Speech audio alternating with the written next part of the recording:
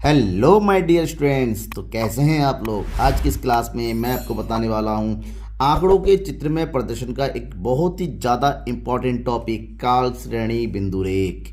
कि जब हमारे पास कोई भी डेटा काल श्रेणी का यानी कि समय के अनुसार दिया हो, चाहे वर्ष का हो, चाहे दिन का हो, चाहे डिकेड्स का हो, सेंचुरी का, शताब्दियों का हो, उसको किस तरह से हम बिंदु रेखीय सहायता से चित्र में प्रदर्शन करते हैं। तो सबसे पहले ये समझना होगा इसकी मीनिंग को कि जब समय के आधार पर समंकों को बिंदु रेख के रूप में प्रदर्शित किया जाता है। कि जब हमारे पास समय दे रखा होता है, यानी कि क्या दे रखा होता है, टाइम, इसलिए इसका नाम टाइम सीरीज ग्राफ भी दे रखा है। ग्राफ पेपर में अकॉर्डिंग टू टाइम इसके डेटा को शो करना होता है, प्रदर्शित किया जाता है। तो ऐसे रेखा चित्र को काल श्रेणिक या फिर इसका दूसरा नाम है कालिक चित्र। कि काल के अनुसार उसके संख्याओं को या आंकड़ों को दर्शाने वाला चित्र काल श्रेणी बिंदु रेख या कालिक चित्र कहलाता है। जहां पर हमेशा जो एक्स एक्सिस होता है, क्योंकि आपको पता है जब हम ग्राफ बनाते हैं कुछ इस तरह से,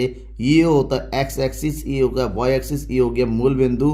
तो हमेशा ध्यान में रखना जो एक्स अक्ष होता है यहाँ पर हम समय को दर्शाएंगे और बाकी वाई पर हम उसके मूल्य को यानी कि आंकड़ों को दर्शाएंगे। आपको इस बात को ध्यान में रखना पड़ेगा। फिलहाल तो मैं आपको एग्जाम्पल के साथ समझाऊंगा किस तरह से तैयार करते हैं, कि तो आपको भी तैयार रहना है समझने के लिए।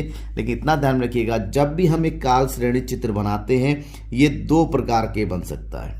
क्योंकि जो आंकड़े होते हैं वो एक वाला हो सकता है जहां पर आंकड़े हमारा एक ही दे रखा हो, यानी कि एक चर वाला कालिक चित्र। जब हमारे पास किसी भी समय से रिलेटेड केवल और केवल एक ही तथ्य दे रखा होता है उसको हम एक चर वाला कालिक चित्र बना के रिप्रेजेंट करते हैं। जबकि दूसरी तरफ जब एक से ज़्यादा यानी कि दो या दो से अधिक चर दे रखा होता है तो उसको जिस चित्र में बनाया जाता है उसको कालिक, ठीक है ना, दो या दो से अधिक वाला कालिक चित्र के नाम से जानते हैं। तो इन दोनों को विद एग्जाम्पल मैं आपको बताऊंगा कि इन दोनों को किस तरीके से तैयार किया जाता है, बनाया जाता है। उससे पहले आपको क्या करना है, द इकोनॉमिक्स गुरु का नाम ध्यान रखना है हमेशा के लिए, क्योंकि अब ग्रेजुएशन में हमेशा मैं आपके साथ रहूंगा और आपको अपना कंप्लीट कोर्स करवाऊंगा। शेयर कर देना है, लाइक करना है और हमें आगे बढ़ना है किस तरह से काल श्रेणी बिंदु रेख बनाया जाता है। ओके, ध्यान रखना है कि कोई भी रेखा चित्र बनाएंगे उसमें सबसे इंपॉर्टेंट बिंदु बात आती है पैमाना।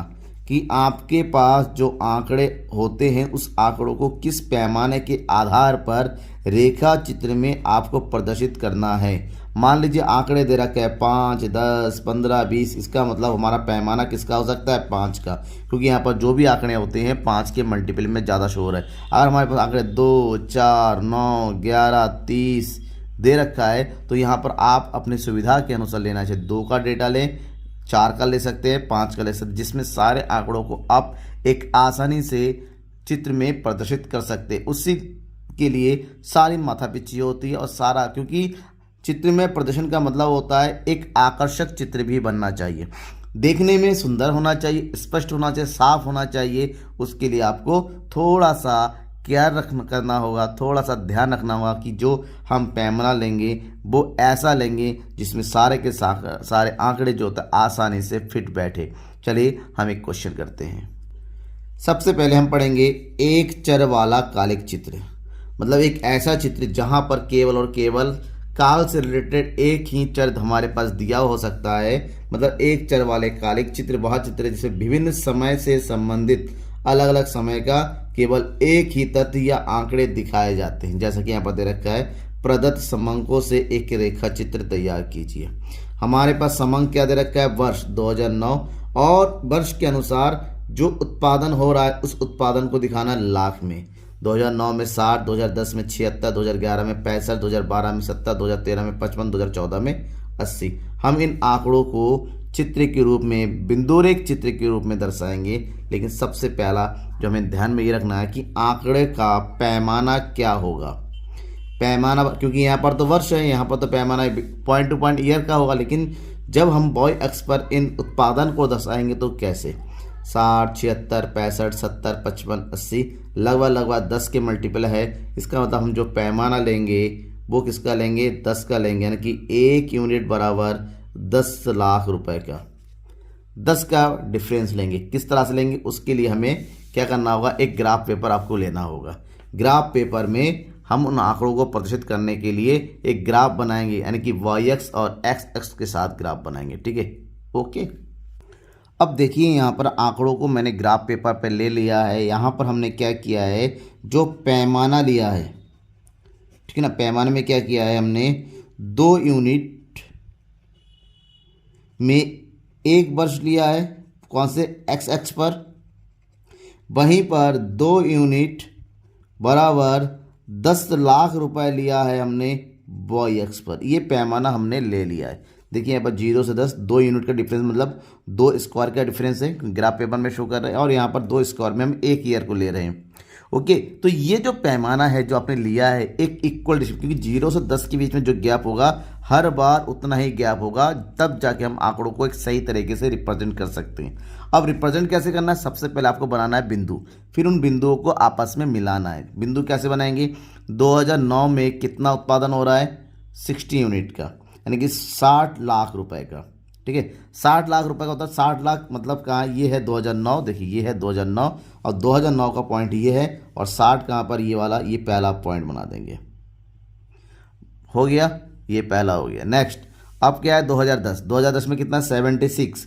2010 कहाँ पर है, देखिए ये है 2010 और 76 कहाँ पर आएगा, ये हो गया 70, ये हो गया 75 और थोड़ा सा ऊपर यहाँ चला जाएगा 76। तो ये वाला पॉइंट यहाँ बना देंगे। ठीक है, ये हो गया पहला डेट, क्लियर। अब नेक्स्ट कितना दे रखा है, 2011 में 65 कहाँ पर जाएगा, 60 और 70 के बीच में। ये है 2011 में 65, थोड़ा से आगे बढ़िए, 65 आएगा 60 और 70 के बीच में, यानी कि ये वाला पॉइंट। ठीक है, बन गया। नेक्स्ट कौन सा है, 2012 में कितना है, 70 2012 ये है, 2012 के ऊपर जाइए 70 के आगे, ये है 70 और यहाँ आ जाएगा ये वाला पॉइंट। फिर है 2013 में कितना है, 55। देखिए 2013 में 55 कहाँ जाएगा, 50 और 60 के बीच में। ये हो गया 13 का, ये हो गया 50 और 60 के बीच में 55 यहाँ पर। नेक्स्ट है 2014 में 80 कहाँ जाएगा, ये है 2014 के ऊपर 80 का मतलब बिल्कुल टॉप वाला पॉइंट। अब हमने देखिए यहाँ पर सारे बिंदुओं को दर्शा दिया है। अब हमें बारी क्या है, अब हमें मेन सभी पॉइंट को आपस में मिला देना है। आपके पास होगा स्केल, आपको यूज़ करना है स्केल, और एक से दूसरे को आपस में मिलाइए लाइक दिस। ये हमने पहले को मिलाया, ठीक है, पहला पॉइंट लग गया। फिर नेक्स्ट इस तरह से हम एक के दूसरे को मिलाते चलेंगे। ठीक है, नेक्स्ट हो गया ये वाला पॉइंट,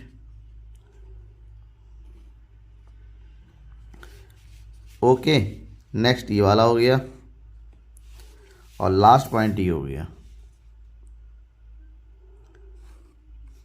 अब देखिए हमारे पास एक आड़ा तिरछा का एक रेखा टाइप में बना हुआ है, इसी को बोलेंगे हम क्या, काल्पनिक या बिंदु रेखीय। यहाँ पर हमने केवल एक ही डेटा को शो किया, इसलिए हमारा आंकड़ा कुछ जो है, हमारा चित्र जो है कुछ इस तरह से बना हुआ है। जब हम पर एक से ज़्यादा चित्रों को मतलब आंकड़ों को शो करेंगे कुछ अलग तरीके से बनेगा। चलिए उसका भी एक एग्जांपल हम देख लेते हैं। अब बात करेंगे 2 या 2 से अधिक चरों वाला काल्पनिक चित्र, मतलब एक ऐसा चित्र जहां पर एक साथ 2 या उससे ज़्यादा आंकड़ों को, चरों को प्रदर्शित किया जाता है। ठीक है, अब एग्जाम्पल देख लेते हैं कि एक व्यापारिक फर्म के समंकों का बिंदु रेखीय चित्र बनाइए। व्यापारिक फर्म है जहां पर उसका सकल लाभ दे रखा है, उस लाभ में से कितना व्यय हो रहा है वो दे रखा है, वो भी ईयर वाइज। ये वर्ष है, वर्ष को तो आपको पता है एक्स एक्सिस में, और ये जो आंकड़े हैं सकल लाभ, व्यय, शुद्ध लाभ, उनको हम वाई एक्सिस में दिखाएंगे। यहाँ पर सबसे जरूरी है पैमाना कैसे ले। पैमाना लेने के लिए दें यहाँ पर सबसे छोटा और सबसे बड़ा पद लीजिए। सबसे छोटा कितना है, 1200 और सबसे बड़ा है 8900। तो 1200 से 8900 तक के आंकड़े दिखाने हैं।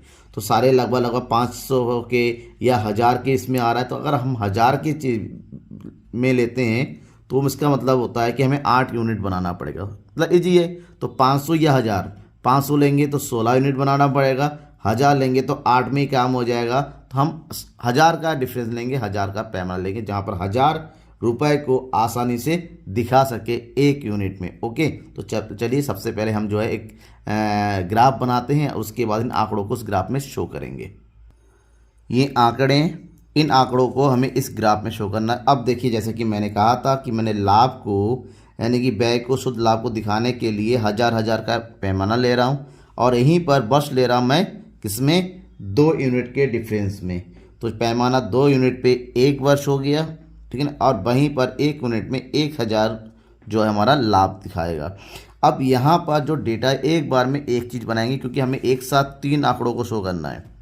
आंकड़ों शो करने के लिए आप लाइन अलग अलग तरीका ले सकते हैं या अलग अलग कलर के लाइन ले सकता है। मेरे पास 3 अलग अलग कलर है, ब्लैक है, ब्लू है और ये रेड है, ठीक है, ये देखिए ये रेड है। तो यहाँ पर इन 3 कलर से हम तीन डेटा को शो करेंगे। तो सबसे पहले सकल लाभ की बात करते हैं। सकल लाभ कितना है, 2007 में 7800, ये है 2007, और 7800 कहाँ जाएगा, ये हो गया 7800, ये हो गया 900, 800, ये वाला पॉइंट हो जाएगा, ठीक है ना, ये वाला पॉइंट हो गया पहला पॉइंट। थोड़ा सा ऊपर नीचे होता है क्योंकि यहाँ पर पॉइंट का उतना ज़्यादा पता नहीं चल रहा है। ये हो गया पहला। फिर कितना है, 2008 में है 5500, 5500 कहाँ पर, ये हो गया 2008, 5500 यानी कि 6000 और 5000 के बिल्कुल बीच में, ये वाला पॉइंट हो गया। 2009 में कितना है, 4800, 4800 कितना, 5000 और 4000 के, 5000 के नीचे 4000 से ऊपर, ये वाला पॉइंट। फिर कितना है 2011 में 10 में 4500, 5000 और 4000 के बीच में यहाँ पर।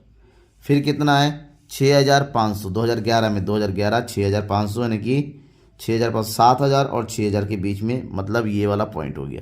आप स्केल साथ में रहेंगे तो आपस में मिला सकते हैं। नेक्स्ट है 2012 में 8900, 2012 ये 8900 यानी कि ये हो गया 8000 और ये 9000 कहाँ पर, एक पॉइंट नीचे, ये वाला पॉइंट। तो ये जो रेड कलर में मैं दिखा रहा हूँ, ठीक है ना, तो यहाँ पर दिखेंगे, यहाँ पर दिखाएंगे हम, ये जो रेड कलर वाली लाइन होगी ये हो गया सकल लाभ। सकल लाभ आपको बताना होगा आप क्या दिखा रहे हैं। आप इस सारे पॉइंट को आपस में क्या करते, ज्वाइन कर दीजिए by the using of scale.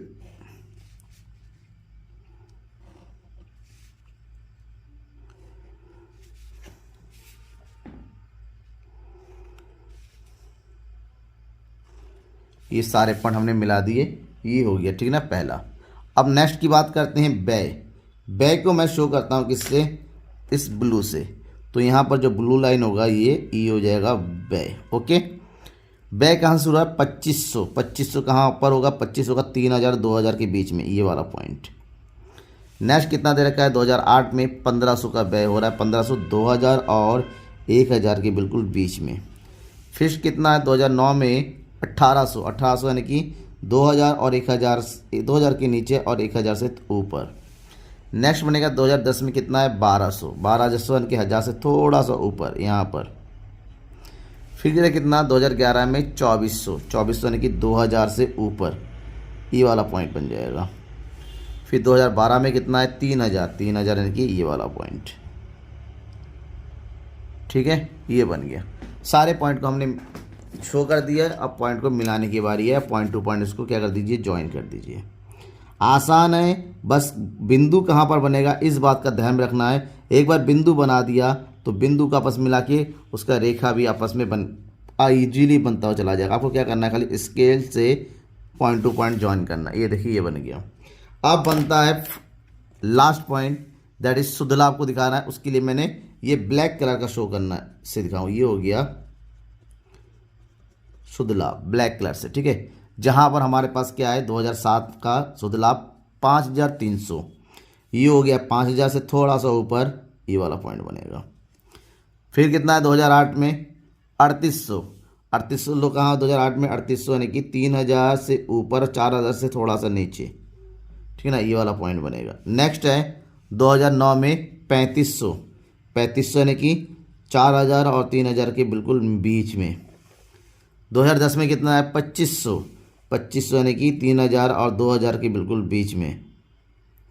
Next है 2011 में 6400, 2011 में 6400, ये हो गया 6000, उससे थोड़ा सा ऊपर यानी ये वाला पॉइंट हो जाएगा। नेक्स्ट है 6200, 2012 में 6200 नहीं, 6000 से थोड़ा सा ऊपर हो जाएगा। यहाँ पर भी सभी पॉइंट को आपस में मिला दीजिए, ये हो गया।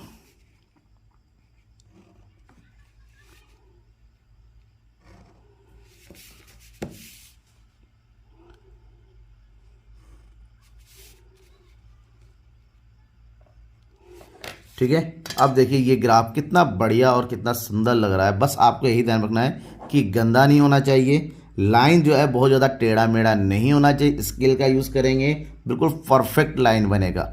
इसके बावजूद भी आपको कोई किसी तरह की कोई दिक्कत आ रही है बिंदु रेखीय चित्र बनाने में, आपकी दिक्कतों को दूर करने के लिए मैं हमेशा हूँ। या आप मुझे डायरेक्टली मुझसे कांटेक्ट करना चाहते हैं, ये मेरा व्हाट्सएप नंबर है, आप मुझे डायरेक्टली अपने डाउट्स को व्हाट्सएप में भी कांटेक्ट कर सकते हैं। बस ध्यान में ये रखना है, सब्सक्राइब करना मत भूलना है, ठीक है, लाइक करना और शेयर करना अपने दोस्तों के बीच में ज़्यादा से ज़्यादा। Thank you and bye.